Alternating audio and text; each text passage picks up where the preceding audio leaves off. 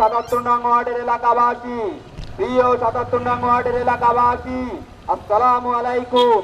ভাই সাহেব, আজ বিকেল 3 ঘটিকায় জাতীয় বৃক্ষরোপণ অভিযানের অংশ হিসেবে এক বৃক্ষরোপণ অনুষ্ঠানের আয়োজন করা হইয়াছে।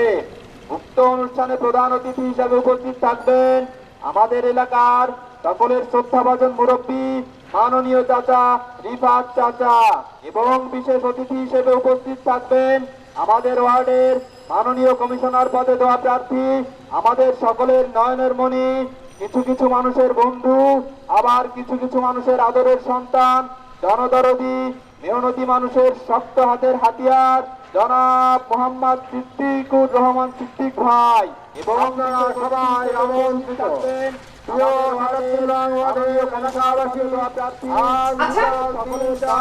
তুমি কি যুবক ছেলে হলা? হ্যাঁ, ওদের মতো পাগল হয়েছো তুমি? যা ইচ্ছা তাই করো, তোমার জীবনে কি কোনো পরিবর্তন আসবে না? সারাটা জীবন কি তুমি আমাকে জ্বালিয়ে খাবা? আমি জ্বালালাম কোথায়? আশ্চর্য, আমি কি ওদের একই স্থানে একই সময় অনুষ্ঠান করতে বলেছি? ওদের খেয়াল খুশি মতো মাইকিং করছে, আমি কি করব? ও তুমি কি করবা? দুই দল মারামারি করবে আর তুমি সেখানে প্রধান অতিথি হিসাবে দাঁড়িয়ে দেখবা। তারপর তুমি ওদের সাথে জেলে যাবা। তুমি প্রধান অতিথি হবা আর ওদের সাথে হাজতে যাবা না, সেটা তো হয় না। তারপর কি হবে জানো? ওই মহল্লার লোকজন আমাকে দেখিয়ে বলবে, এই যে ওই যে দেখো হাজতের বউ, আর মেয়েদের দেখিয়ে কি বলবে জানো? ওই যে হাজতের মেয়ে। তারপর তুমি খুব ভালো ছেলে দেখে মেয়েদের বিয়ে দিতে পারবা, কোনো টাকা পয়সা লাগবে না। খালাজান, হ্যাঁ, ওই যে দুজন লোক আছে আপনারা ডাকে। যাও, তোমাকে ওরা প্রীতি স্মারক দিতে এসেছে। যাও, তাড়াতাড়ি যাও। যত সব মারামারি লাগবে না, মহল্লার ভিতর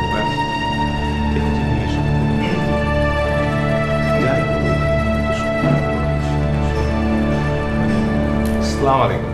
ওয়ালাইকুম আসসালাম। দেখিও আপনারা রিফাত ভাই, এটা কোনো কথা হলো? একই স্থানে একই সময়ে দুজনের মিটিং? শুধু তাই না, প্রধান অতিথি হিসাবে দুই স্থানে আপনি একজন থাকছেন চাচা। এটা কিভাবে সম্ভব? আমরা বড় দুই দলের মিটিং একই স্থানে একই সময়ে হওয়ার কথা শুনেছি বটে, কিন্তু প্রধান অতিথি তো একজন। আচ্ছা, আপনাদের কি ধারণা আমি দুজনকে একই সময় একই জায়গায় অনুষ্ঠান করার অনুমতি দিয়েছি? তাহলে আরে ওদেরকে জানেন না, চেনেন না? নিজেদের খেয়াল খুশি মতো মাইকিং করছে। ওরা দুজনে আলাদা আলাদাভাবে এসে আমাকে বলল বৃক্ষরোপণ অনুষ্ঠানে আমার উপস্থিত থাকতে হবে। বৃক্ষরোপণ একটা ভালো কাজ। আমাদের শহরে যে অবস্থা হয়েছে, আর কদিন পর তো মানুষ কেন পশু পাখিও এখানে থাকবে না।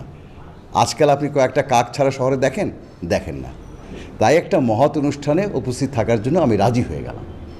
ওরা বলেছিল স্থান এবং সময় আমাকে জানাবে, আমাকে জানায়নি। তো এটা কি আমার দোষ? না, মানে আমরা এসেছিলাম বিষয়টির একটা সমাধান করার জন্য। এই মহল্লার ভিতরে যদি কোনো গন্ডগোল হয়ে যায় তাহলে তো সমস্যা মহল্লারই হবে। তাছাড়া ওরা দুজন তো আপনার কথা শুনে। হ্যাঁ, ঠিক আছে, আপনারা যান, দেখি আমি কি করতে পারি। আপনি একটু ওদের ভালো করে বুঝিয়ে বলবেন। জি, আসি। ওয়ালাইকুম আসসালাম।